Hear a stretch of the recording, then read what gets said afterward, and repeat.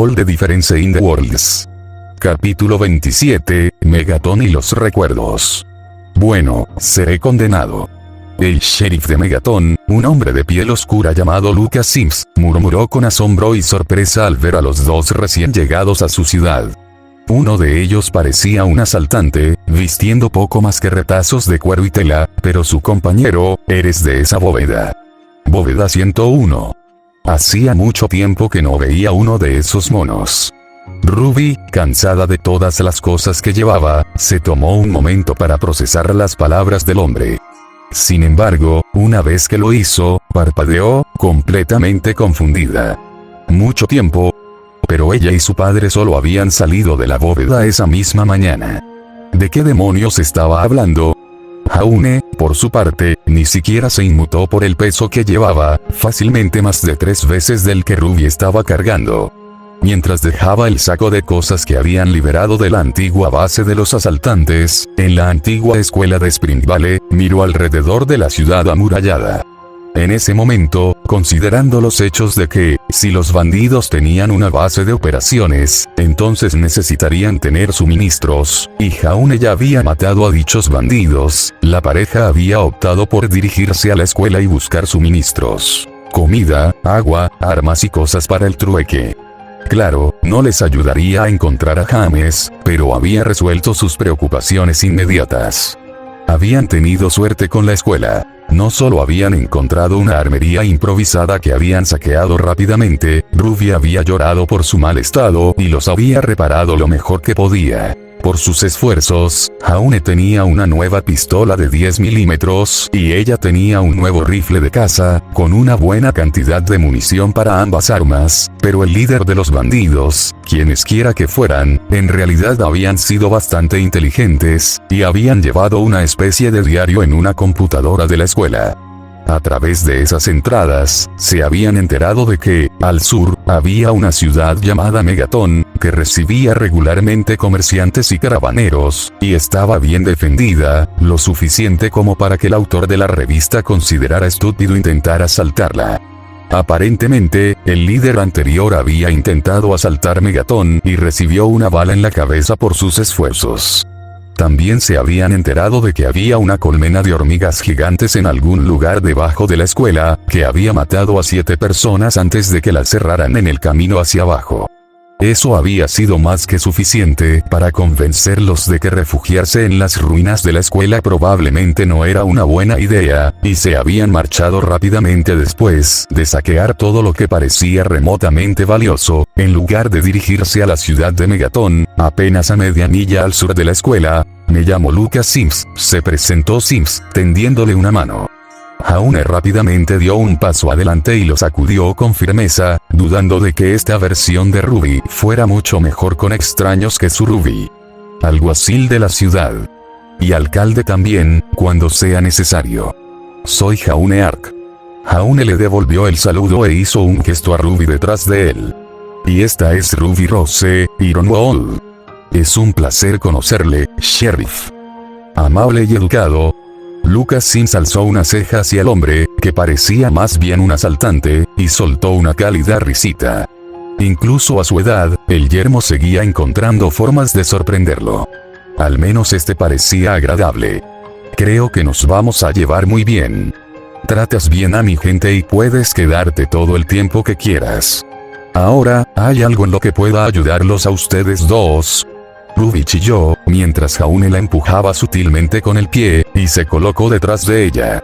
Maldita sea, ¿cómo se suponía que iba a hablar con un sheriff que también era alcalde? Volvió a mirar a Jaune, suplicándole en silencio que la ayudara con los ojos. Oye, no sé cómo es tu padre. Señaló Jaune en voz baja, sellando su destino. Mierda, ahora realmente no tenía otra opción, ¿verdad? El sheriff seguía mirando expectante. Vamos, Ruby, eres la hija de James. Ruby trató de animarse. Escapaste de la bóveda. Seguro que puedes hablar con alguien. Estoy pareciendo padre. ¿Lo has visto? Gritó Ruby, lo más rápido que pudo, antes de que su cara se pusiera roja. Lucas Sims la miró, confundido tanto por su actitud como por su forma de hablar, antes de mirar a Jaune, que tenía una pequeña sonrisa en su rostro mientras negaba con la cabeza. Ruby clásico, ¿estás buscando a tu padre?, preguntó Lucas, mirando a la muchacha en busca de confirmación. Una mortificada Ruby asintió en silencio.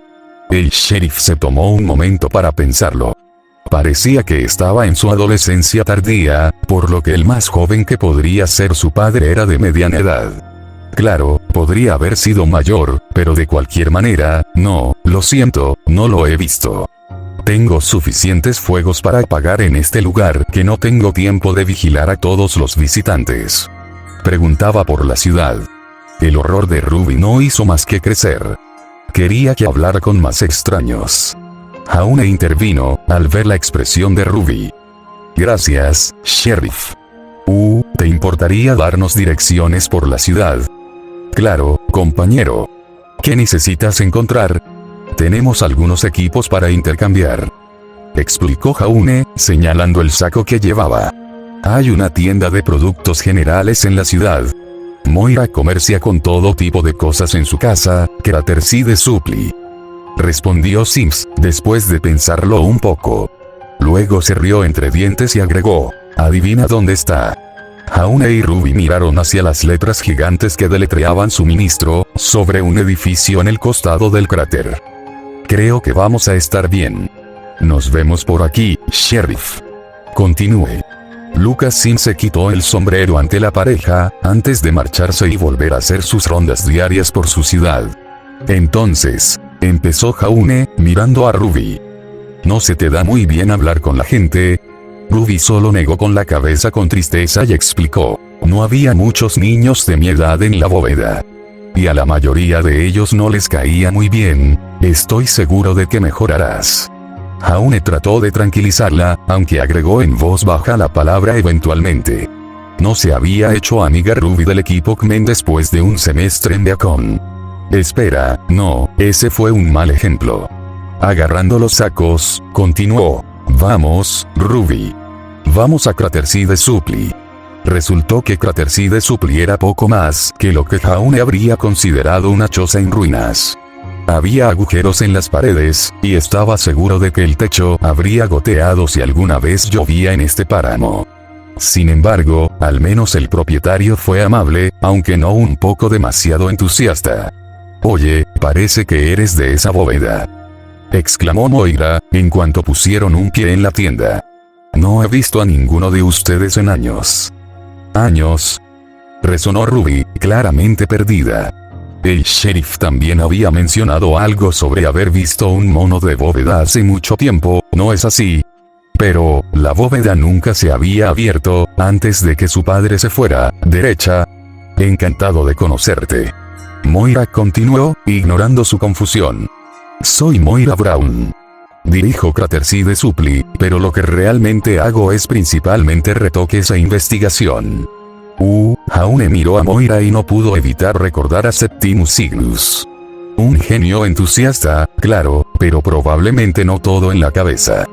Digamos que estoy trabajando en un libro sobre el yermo, y ustedes dos parecen ser perfectos para ayudarme. Sería genial tener el prólogo de un habitante de la bóveda, y tú, joven, pareces saber un par de cosas sobre cómo sobrevivir allí fuera. ¿Qué dices? Jaune y Ruby parpadearon, completamente perdidas. Finalmente, antes de que Moira pudiera pedir algo más, Jaune habló primero. Escucha, Moira, nos encantaría ayudar, de verdad. El rostro de Moira no flaqueó, pero internamente, sus esperanzas cayeron. Claro, se esforzaba por sonreír siempre, sin importar cuánto la gente le gritara y dijera cosas malas, sin importar cuán mal se pusieran las cosas, pero incluso ella no podía manejar el rechazo indefinidamente, pero Ruby tiene que encontrar a su padre primero. Entonces, tal vez, si nos das una lista de lo que quieres, nos pondremos manos a la obra cuando podamos. Moira miró a Jaune con lágrimas de esperanza en los ojos. Moira. Jaune se sintió un poco incómodo por la mirada que ella le estaba dirigiéndole. Gracias. Moira estaba extasiada de que, finalmente, después de años, alguien hubiera accedido a ayudarla con sus sueños. Aquí, ten este mono de bóveda blindada. Parece que te vendría bien algo de ropa nueva. Jaune y Ruby solo compartieron una mirada, ambos completamente perdidos y confundidos. El salón de Moriarty, 10 minutos después, Colin Moriarty, a tu servicio. Bienvenidos amor, se presentó Colin Moriarty, mientras divisaba a 2 personas desconocidas entrar en su salón. Entonces vio sus monos, y la cara de la chica, y dejó caer el vaso del que había estado bebiendo, en estado de shock. Dios mío, eres tú. La niñita, toda adulta. Pequeño bastardo persistente, ¿no es así? Al parecer, entonces y ahora. Ha pasado mucho tiempo, Ruby. A estas alturas, la sensación de confusión se estaba volviendo familiar para Ruby, y estaba aprendiendo a funcionar al menos en ese estado. Y así, con el aliento de Jaune, le preguntó al hombre. ¿Cómo sabes quién soy? ¿Cómo no iba a hacerlo? Te quedaste en mi salón, antes de que James te llevara a la bóveda para mantenerte a salvo. Los 3 en una habitación. Tu padre, su amigo de la Hermandad del Acero, y tú, el bebé lactante sin una teta que mamar. Lo siento por tu mamá. De verdad. Hay mucho que desentrañar de esa afirmación. Pero, como su padre y Jaune le habían dicho, deja a un lado sus emociones y concéntrate en lo que tenía delante. ¿Qué quieres decir con que me llevó a la bóveda? Nací en el refugio 101, Colin miró a la chica lastimosa y perdida frente a ella, y luego al autoproclamado perro guardián detrás de ella. Jaune se limitó a encogerse de hombros, sabiendo tan poco como ella. Entonces, recordó a alguien que había entrado en su salón, unos años atrás, y todo encajó. Ya veo. ¿Sabes? Escuché sobre el lavado de cerebro que se lleva a cabo allí. De algún otro tipo, escapó, hace 5 años. Todos saluden al supervisor. Nacemos en la bóveda, morimos en la bóveda. Y todas esas otras locuras variadas. Eso, tiene sentido. Señaló Jaune. El sheriff y Moira reconocieron tu mono y conocían la bóveda. Ruby asintió aturdida. Tenía sentido, pero también significaba que todo lo que había sabido había sido mentira. Significaba que el capataz le había mentido y, lo que es peor, que su padre le había mentido. Colin vio la expresión en su rostro y comentó. Chico, tienes mejor programación que nuestro propio ayudante Well. Será mejor que te des cuenta rápido. No querría a nadie, aprovechándose de ti, Jaune se enfureció cuando vio que Colin lo miraba mientras decía esas últimas palabras. Al intervenir, preguntó. Mira, claramente conoces a su padre. ¿Sabes si pasó por allí recientemente? ¿Y por qué iba a decírtelo, muchacho? Colin se burló, mirando con recelo a Jaune. Puede que llevara un mono de bóveda, pero la forma en que se comportaba, las armas que llevaba, la expresión de su rostro, estaba claro que no era un chico protegido de la bóveda, como Ruby. Por favor, señor Moriarty, Ruby habló desde detrás de Jaune, mirándolo con los ojos más tristes que pudo reunir.